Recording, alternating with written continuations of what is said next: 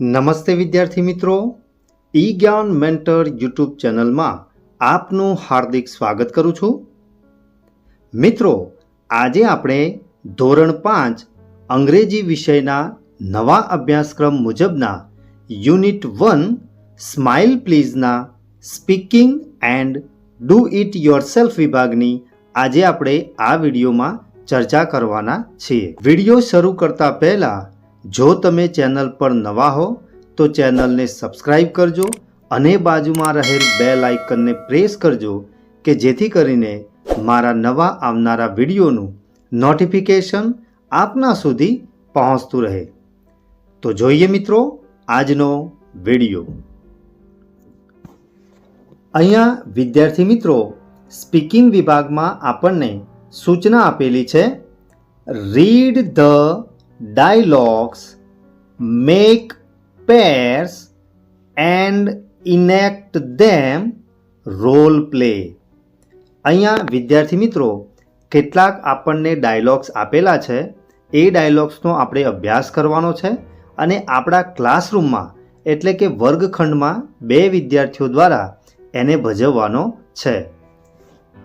તો અહીંયા પહેલો જે સંવાદ આપેલો છે એ છે ટીચર સેઝ, શિક્ષકે કહ્યું, what is the coolest letter in the alphabet. એટલે કે આપણા જે અંગ્રેજી મૂળાક્ષરો છે એમાંથી સૌથી ઠંડો જે લેટર છે એ કયો છે? સ્ટુડન્ટ સેઝ, વિદ્યાર્થીએ કહ્યું બી. વિદ્યાર્થીએ કહ્યું કે બી છે. તો ટીચર સેઝ વાય, શિક્ષકે કહ્યું કેમ. Student says it comes between A C. એટલે કે વિદ્યાર્થીએ કહ્યું કે સાહેબ બી જે આલ્ફાબેટ છે એ એ અને સીની વચ્ચે આવે છે. એટલે કે એસી. આપણે આપણા ઘરમાં જે હવાને ઠંડી કરવા માટે જે ઉપકરણનો ઉપયોગ કરીએ છીએ એસી, એની અહીંયા વાત કરવામાં આવી છે. એટલે બી એ સૌથી ઠંડો લેટર છે. બીજો ડાયલોગ્સ આપેલો છે. Teacher says can you name 3 days without using Monday, Tuesday, Wednesday, Thursday, Friday, Saturday or Sunday. શિક્ષકે કહ્યું કે શું તમે સોમવાર, મંગળવાર, બુધવાર, ગુરુવાર, શુક્રવાર, શનિવાર કે પછી રવિવાર આ જે આપણા અઠવાડિયાના દિવસો છે એમને શું તમે એક પછી એક નામ લીધા વગર 3ના એક સાથે નામ લઈ શકો ખરા? Student says yesterday, today and birthday. એટલે પેલા વિદ્યાર્થીએ જવાબ આપ્યો કે ગઈકાલ, આજે અને જન્મદિવસ. ત્રીજો ડાયલોગ છે teacher says which city is the most dangerous city. શિક્ષકે કહ્યું કે સૌથી ખતરનાક જો કોઈ શહેર હોય તો એ કયું છે? Student says electricity. વિદ્યાર્થીએ જવાબ આપ્યો કે વીજળી. એટલે કે અહીંયા વિદ્યાર્થી મિત્રો સિટી શબ્દ વાપરાયેલો છે એટલે અહીંયા એક પ્રકારના જોક્સની પણ વાત કરવામાં આવી છે. અને છેલ્લો ડાયલોગ છે teacher says why did the student bring a ladder to class. શિક્ષકે કહ્યું કે વિદ્યાર્થીઓ શા માટે ક્લાસરૂમમાં નિસરણી લઈ ગયા? સ્ટુડન્ટ સેઝ, વિદ્યાર્થીએ જવાબ આપ્યો because he wanted to go to A high school. કારણ કે એમને હાઈસ્કૂલમાં જવું હતું. ત્યાર પછી નેક્સ્ટ જોઈએ. અહીંયા વિદ્યાર્થી મિત્રો સૂચના આપેલી છે describe the picture using the words. એટલે કે અહીંયા જે ચિત્ર આપેલું છે એને કૌંસમાં જે શબ્દો આપેલા છે એ શબ્દોનો ઉપયોગ કરી અને તમારે એને ડિસ્ક્રાઇબ કરવાનું છે. શબ્દો આપેલા છે ચિલ્ડ્રન, બાળકો, એ સ્લાઇડ એટલે કે ઉચક નીચક જે થતી હોય એવી રમત, એ સ્વિંગ એટલે હિંચકો, ટ્રીઝ વૃક્ષો, એ ફૂટબોલ રમતનું નામ છે, એ સ્કેટબોર્ડ એ પણ એક પ્રકારની રમત છે, એ ગાર્ડન એટલે કે બગીચો. અહીંયા નીચે ચિત્રમાં એક આપણને સેન્ટેન્સ આપેલું છે, this is A picture of A garden. એટલે કે વિદ્યાર્થી મિત્રો, અહીંયા આપણને જે ચિત્ર આપેલું છે એ ચિત્ર શાનું છે? તો એક બગીચાનું ચિત્ર અહીંયા આપેલું છે. તો એ ચિત્રમાં કેટલાક બાળકો વિવિધ પ્રકારની પ્રવૃત્તિઓ કરી રહ્યા છે. તો આ ચિત્રનો અભ્યાસ કરી અને તમારે આ ચિત્રને વ્યવસ્થિત રીતે એનું વર્ણન કરવાનું છે. તો અહીંયા પહેલું વાક્ય આપણે લખીશું, lots of children are playing in A Sunny garden. બીજું વાક્ય બનાવીશું, some children are playing on the playground equipment. ત્રીજું વાક્ય બનાવીશું, one child is having fun on the white and red slide while another is happily swinging on the swing. ત્યાર પછીનું વાક્ય છે, other children are playing games. We see a child riding a cool skateboard. અને છેલ્લું વાક્ય બનાવીશું, big green trees stand tall in the background.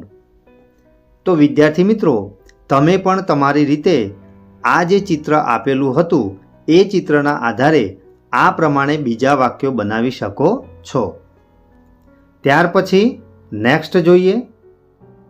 અહીંયા વિદ્યાર્થી મિત્રો, ડુ ઇટ યોરસેલ્ફ વિભાગમાં સૂચના આપેલી છે, make A list of things in your classroom, classify them in one and many.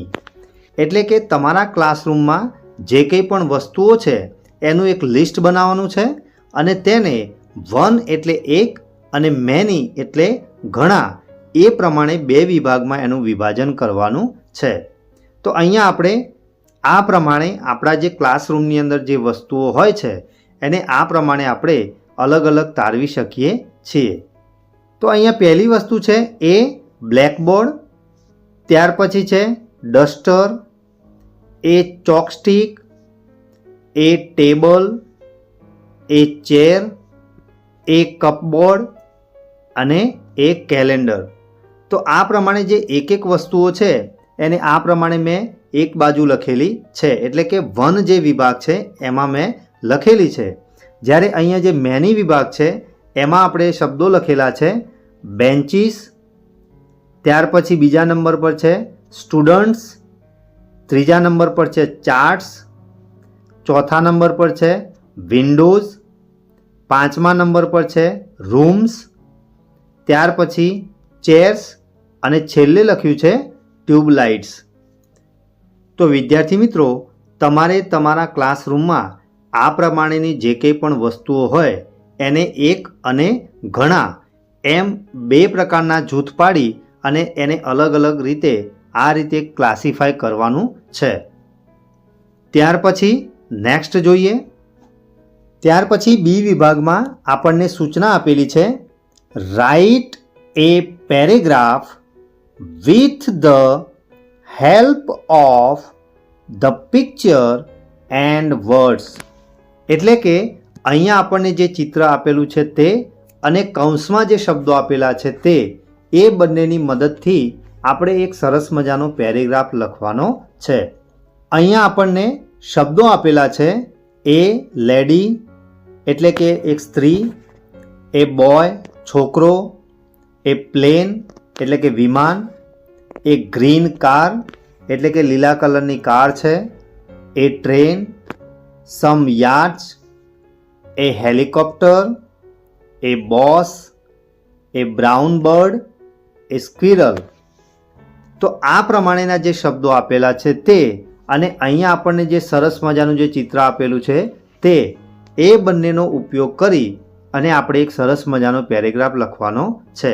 તો અહીંયા તમે જોઈ શકો છો એ પ્રમાણે ચિત્રમાં એક પક્ષી છે, અહીંયા એક લેડી જે છે એ પોતાના બાળકને લઈ જઈ રહી છે. કેટલાક બાળકો અહીંયા ગ્રાઉન્ડમાં રમી રહ્યા છે. અહીંયા એક બસ આપેલી છે. ત્યાર પછી અહીંયા એક હેલિકોપ્ટર ઉડી રહ્યું છે. અહીંયા વિમાન દેખાય છે. તો આ જે આપણને જે ઓબ્જેક્ટ્સ અહીંયા જે ચિત્રમાં દેખાય છે એનો જ ઉપયોગ કરી અને આપણે સરસ મજાનો પેરેગ્રાફ લખવાનો છે. તો વિદ્યાર્થી મિત્રો, ચિત્રના આધારે આપણે આ રીતે પેરેગ્રાફ લખી શકીએ. This is the picture of a beautiful garden. એટલે કે આ એક સુંદર બગીચાનું ચિત્ર છે. The garden is near the river. એટલે કે આ બગીચો છે એ નદીની નજીક આવેલો છે. There are some beautiful trees and plants in the garden. બગીચામાં સુંદર મજાના વૃક્ષો અને પ્લાન્ટ્સ આવેલા છે. A young lady is walking with beautiful pram. There is a bridge near the garden. એટલે કે બગીચાની નજીક એક સરસ મજાનો બ્રિજ પણ આવેલો છે. The boss is going on the road. અહીંયા વિદ્યાર્થી મિત્રો, બસ જે છે એ રોડની ઉપર જઈ રહી છે. Some birds are flying in the sky. કેટલાક પક્ષીઓ આકાશમાં ઉડી રહ્યા છે. There is a train near the garden. બગીચાની નજીક એક ટ્રેન પણ છે. The plane and the helicopter are flying in the sky. Helicopter અને વિમાન એ આકાશમાં ઉડી રહ્યા છે. There is a squirrel in the bush. એટલે કે ખિસકોલી છે એ જાડી ઝાંખરામાં દેખાઈ રહી છે. There is a green car near the bridge. અને બ્રિજની નજીક આપણને એક લીલા કલરની કાર દેખાઈ રહી છે. તો વિદ્યાર્થી મિત્રો, આજે આપણે સ્પીકિંગ અને ડુ ઇટ યોરસેલ્ફ વિભાગની ચર્ચા કરી. તો આશા રાખીશ કે તમને આ બંને વિભાગમાં ખૂબ જ મજા આવી હશે અને આજે ચલાવેલ બંને વિભાગમાં તમને સંપૂર્ણ ખ્યાલ આવ્યો હશે. જો તમને આ વિડીયો ગમ્યો હોય તો વિડીયોને લાઈક કરજો અને શેર કરવાનું ભૂલતા નહીં. ફરી મળીશું આવા જ ઇન્ટરેસ્ટિંગ ટોપિક સાથે. ધન્યવાદ.